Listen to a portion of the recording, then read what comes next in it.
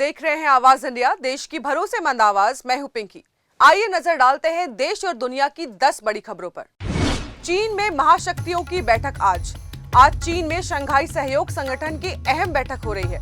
सभी सदस्य देशों के नेता इस समिट में हिस्सा लेंगे। इससे पहले प्रधानमंत्री नरेंद्र मोदी और चीन के राष्ट्रपति शी जिनपिंग के बीच सीमा मुद्दों पर चर्चा हुई है। दोनों नेताओं ने पिछले साल सैनिकों की वापसी और सीमा पर शांति बनाए रखने पर सहमति जताई। अब पूरी दुनिया की निगाहें पीएम मोदी के भाषण और रूस के राष्ट्रपति पुतिन से उनकी मुलाकात पर टिकी है। राहुल गांधी एफआईआर केस में आज सुनवाई। राहुल गांधी के खिलाफ वाराणसी में एफआईआर दर्ज कराने के आदेश को चुनौती दी गई है। इस मामले की सुनवाई आज इलाहाबाद हाई कोर्ट की लखनऊ बेंच में होगी।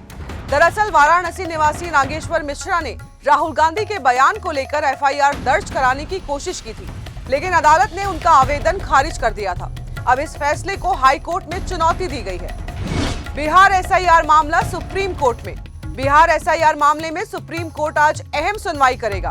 राजनीतिक दलों ने आपत्तियां दर्ज कराने की समय सीमा बढ़ाने की मांग की है। आयोग के पास चुनाव कराने के लिए बहुत सीमित वक्त बचा है, क्योंकि नवंबर तक विधानसभा चुनाव संपन्न कराना जरूरी है। माना जा रहा है कि सुनवाई के बाद चुनावी बिगुल जल्द ही बच सकता है। यूसीसी के दायरे से बाहर रहेंगे आदिवासी। केंद्रीय मंत्री किरेन रिजिजू ने कहा है कि देश के आदिवासी समुदाय को समान नागरिक संहिता के दायरे से बाहर रखा जाएगा। उन्होंने कहा कि आदिवासी अपनी परंपरा और रीति रिवाजों के हिसाब से जीवन जीते रहेंगे। रिजिजू ने आरोप लगाया है कि कुछ लोग सोशल मीडिया पर केंद्र सरकार के खिलाफ भ्रम फैलाने की कोशिश कर रहे हैं। तेलंगाना में स्थानीय निकाय चुनावों में 42% आरक्षण। तेलंगाना विधानसभा ने स्थानीय निकाय चुनावों में पिछड़ी जातियों को 42% आरक्षण देने का बिल पास कर दिया है। मुख्यमंत्री रेवंत रेड्डी ने कहा है कि चुनाव 30 सितंबर से पहले होंगे और कांग्रेस सरकार बीसी समुदाय को असली प्रतिनिधित्व देने के लिए प्रतिबद्ध है। मराठा आरक्षण सुप्रिया सुले का विरोध। मराठा आरक्षण आंदोलन उग्र हो गया है। भूख हड़ताल कर रहे मनोज जरांगी पाटिल से मिलने पहुंची एनसीपी सांसद सुप्रिया सुले का प्रदर्शनकारियों ने विरोध किया। उनकी कार पर बोतलें फेंकी गई और नारेबाजी की गई। मनोज जरांगी की तबीयत भी लगातार बिगड़ रही है। भारत चीन के बीच सहमति के नए आयाम। विदेश मंत्रालय ने कहा है कि पीएम मोदी और जिनपिंग की बैठक में सीमा, आतंकवाद और आपसी संबंधों पर अहम सहमति बनी है।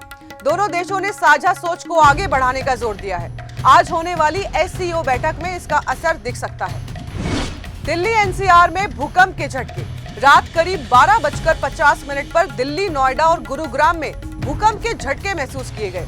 German research centre for geoscience के मुताबिक इसका केंद्र अफगानिस्तान के दक्षिण पूर्वी इलाके में था और तीव्रता 6.2 मापी गई। भारी बारिश से तबाही, रेड अलर्ट।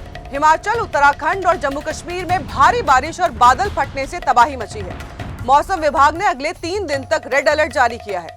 वहीं यूपी, बिहार, राजस्थान और एमपी में भी तेज बारिश की संभावनाएं जताई जा रही हैं। निचले इलाकों में बाढ़ जैसे हालात बने हुए हैं।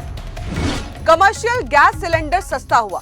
गैस सिलेंडर की कीमतों में बड़ी राहत मिली है। ऑयल कंपनियों ने 19 किलो वाले कमर्शियल सिलेंडर पर 51 रुपए की कटौती की है। नई दरें आज से लागू हो गई है। दिल्ली में अब इसकी कीमत 1580 रुपए रह गई है। तो देश और दुनिया की बड़ी खबरों में फिलहाल के लिए इतना ही। जुड़े रहिए आवाज इंडिया के साथ, जल्द होगी मुलाकात। तब तक के लिए नमस्कार।